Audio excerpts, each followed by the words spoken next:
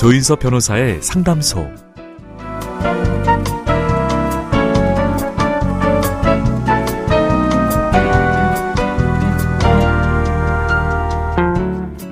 설마 나에게 이런 일이 생길까 했던 일들이 실제로 벌어지기도 하죠. 법 없이 살 줄 알았는데 이런 법이 어딨냐 싶고, 법대로 하라는데 무슨 법이 이렇게 어렵냐 싶을 때 이곳이 조금이나마 도움이 된다면 좋겠습니다. 속 시원하고 정확한 자문으로 법률 문제를 풀어드리는 조인섭 변호사의 상담소, 지금 바로 문을 열겠습니다. 저는 조인섭입니다.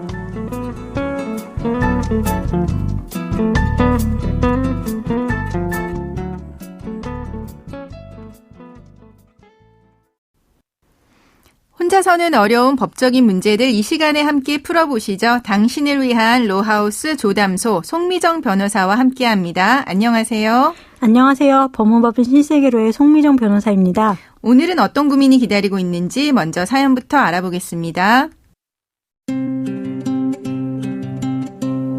얼마 전 저는 지인에게 돈을 빌려주었습니다. 2억 원을 빌려주면 매월 높은 이자를 주겠다는 말을 믿었습니다. 알고 보니 지인은 저 말고도 여러 사람에게 거액의 돈을 빌려왔습니다. 지인은 다른 사람에게도 돈을 갚지 않았고, 여러 채권자들이 지인의 재산을 강제 집행해 현재 재산이 거의 없는 상태입니다. 한편 지인의 아버지는 자신 명의의 부동산을 지인에게 유증하겠다는 유언장을 오래전에 작성했다고 합니다. 그러던 중 지인의 아버지가 돌아가셨고, 저는 지인이 부동산을 유증받으면 그 부동산에 집행을 해서 빌려준 돈을 회수하려고 했습니다. 그런데 지인이 유증을 포기했습니다. 지인이 유증을 포기하자 해당 부동산들은 지인의 형제들이 나눠서 가졌습니다. 저는 지인이 돈을 갚기 싫어서 일부러 유증을 포기했다는 확신이 들었습니다. 이것은 사회행위, 그러니까 지인이 강제집행을 피하기 위해서 재산을 처분한 것이니 부동산 유증 포기가 취소되어야 한다고 주장하면서 사회행위 취소의 소송을 저는 제기한 상태입니다. 저는 빌려준 돈을 받을 수 있을까요? 변호사님의 고견을 부탁드립니다.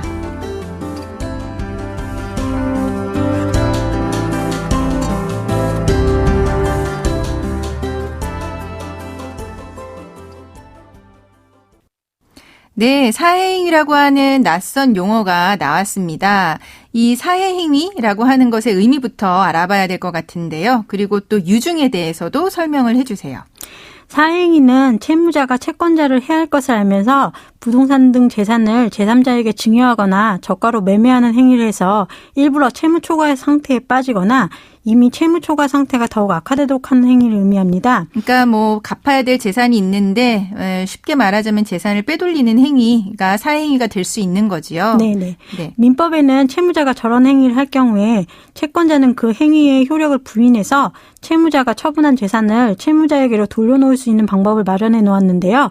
그것을 사회행위 취소권이라고 합니다. 네. 그리고 유증은 무엇인가요? 유언을 통해서 이제 증여하는 그 유언장을 작성해 놓은 거라고 생각하시면 됩니다. 네. 그러면은 지금 사연의 경우에 채무 초과 상태에 있는 지인이었는데 이렇게 채무 초과 상태에 있던 채무자가 유증을 포기하는 것 가능할까요? 민법에는 유증을 받은 자는 유언자가 사망한 후에 언제든지 유증을 이제 승인하거나 포기할 수 있고, 네. 그 효력은 유언자가 사망한 때로 소급하여 발생한다고 이제 정해져 있습니다. 네. 이렇게 민법은 유증의 승인과 포기는 자유의사에 맡겨놨기 때문에 당사자가 채무 초과자라고 할지라도 당사자의 재산 상황과는 상관없이 유증받은 것을 자유롭게 포기할 수 있다는 것이 법원의 입장입니다. 네, 그러니까 유증을 받을 수 있어도 그거를 뭐 포기하거나 내가 안 받겠다라고 할 수 있다는 거죠. 네네, 채무 초과 상태라도요. 네, 근데 이제 사연자 같은 경우는 이렇게 빌려서 이제 갚아야 될 돈이 많은 상태, 이제 채무 초과 상태에 있는데 이렇게 채무자가 유증을 포기할 경우에 아까 이야기해 주신 사회행위에는 해당할 여지가 없을까요? 네, 먼저 유증의 종류를 좀 살펴봐야 될 것 같은데요. 네. 유증은 재산 전부를 이전하는 포괄적 유증이랑 재산의 일부를 이전하는 특정 유증으로 나눌 수 있습니다. 네, 그러니까 포괄적 유증과 특정 유증이요. 네네. 포괄적 유증은 재산 전부를 이전하는 것이기 때문에 이제 상속받는 것과 동일한 효력이 있습니다. 네네. 그래서 이제 유증의 포기는 상속을 포기하는 것과 동일하게 취급하고 있는데요. 네. 네, 법원은 상속의 포기도 이제 채무자의 자유의사에 맡겨야 하는 행위로 보아서 채무자가 상속받을 수 있는 그 재산을 포기한다고 해도 사행위 취소의 대상이 된다고 보지 않습니다. 네. 그렇기 때문에 상속의 포기와 동일한 효과가 있는 유증의 포기도 사행위 취소의 대상이 되지 않는다는 것이 법원의 입장입니다. 네.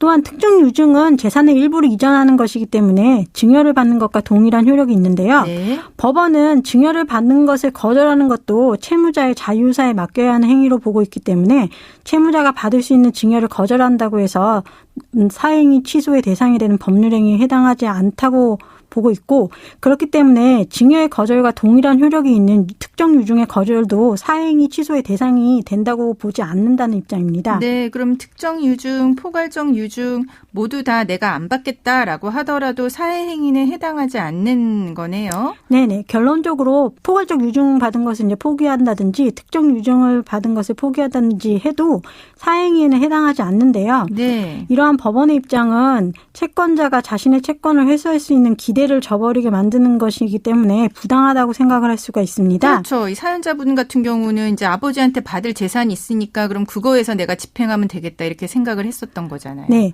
그렇네. 이제 사행의 의미가 채무자의 상태를 이제 채무 초과 상태를 만들거나 이미 채무 초과 상태인 것을 더욱 악화시키는 것을 의미하고 있기 때문에요. 네. 받을 수 있는 것을 받지 않는다는 것이 뭐 채무자의 현재 상태를 더욱 악화시키는 건 아니지 않습니까? 아, 네. 네. 더 악화시키는 건 아니다. 네.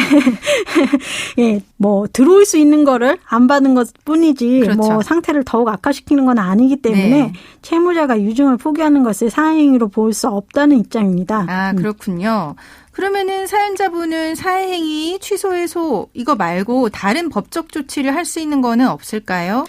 채무자에게 재산이 남아 있었다면 이제 유증의 포기를 가지고서 사행위 취소까지 언급할 일이 없었을 것 같은데요. 그렇죠. 예, 현재 채무자에게 집행할 재산이 남아 있지 않아서 사행위 취소까지 언급된 것 같습니다. 네.